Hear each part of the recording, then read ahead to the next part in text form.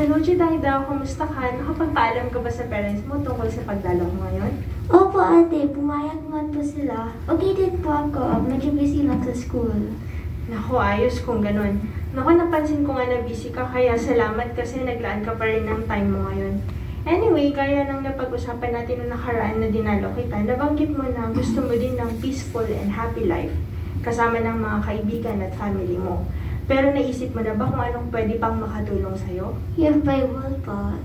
Naku, tama ka. Actually, nandito din yan sa Bible-based brochure na dala ko na may title na Masayang Buhay Magpakailanman.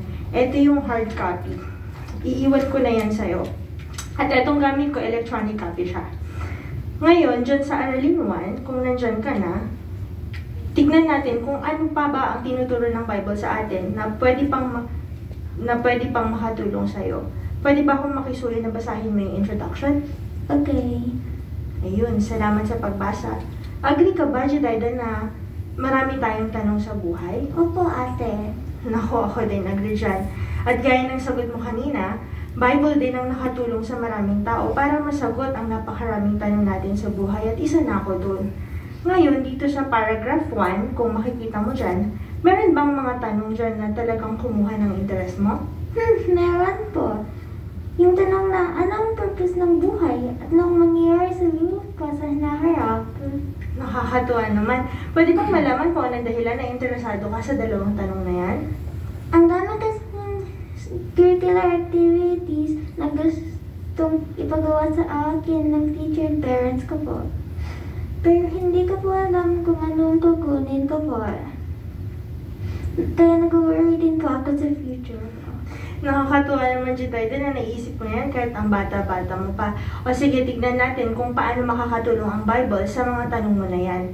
Ngayon, sa paragraph 2, tignan mo dyan, paano naman daw tayo matutulungan ng Bible na maging masaya sa buhay? May mga payo po ito kung paano maharap ang problema at kung paano magiging masaya. Ngayon ko lang nalaman na may practical lesson din po pala ang bibliote kahit old book na po ito. Oo, Jidaida, totoo yan. Actually, malaki may tutulong ng Bible sa mga decision makings mo na makaka-apekto sa buhay mo sa araw-araw, lalo na sa future mo, gaya ng concern mo kanina. Alam mo ba kung bakit? Tignan naman natin yung sinasabi ng Bible sa 2 Timothy 3:16. Pwede ba akong pakisuyo na basahin mo? Sige po, sabi dito, ang buong kasalanan ay mula sa Diyos at kapag naman sa pagtutura, pagsuway, pagtutuwid at pagdidisiplina ayon sa katuwiran. Salamat ulit. Ano yung naintindihan mo sa teksto? Galing daw pa ng Diyos mismo ang Bible at tinuturuan tayo nito na sinasuway din pala. Ang husay mo, Jidaida. So, ang ibig sabihin niyan, Jidaida, Diyos mismo ang magtuturo at mag-guide sa'yo. Kapag sinabing tinuturuan, ibig sabihin ay may mga information kang matututuhan na pwede mong i-apply sa buhay mo para makatulong sa'yo. Kapag naman sinabing sinasaway o itinutuwid, ibig sabihin naman ay yung makakabasa ka ng mga principles na pwedeng mag-correct sa mga maling ginagawa mo. Kaya useful din talaga ang Bible, hindi lang sa history, kundi pati sa mga practical na kailangan mo sa buhay. Oo nga po ate, narinig ko nga din dati patungkol sa mga Bible study. Pero ngayon ko lang naaman na interested din pala. O, Jidaida, tandaan mo na galing ang Bible sa Diyos, kaya siguradong makikinabang ka dito at asahan mo din na masasagot ng Bible ang mahalagang tanong mo sa buhay kung patuloy mong pag-aaralan to. In fact, hindi lang yan ang may tutulong niya sa'yo.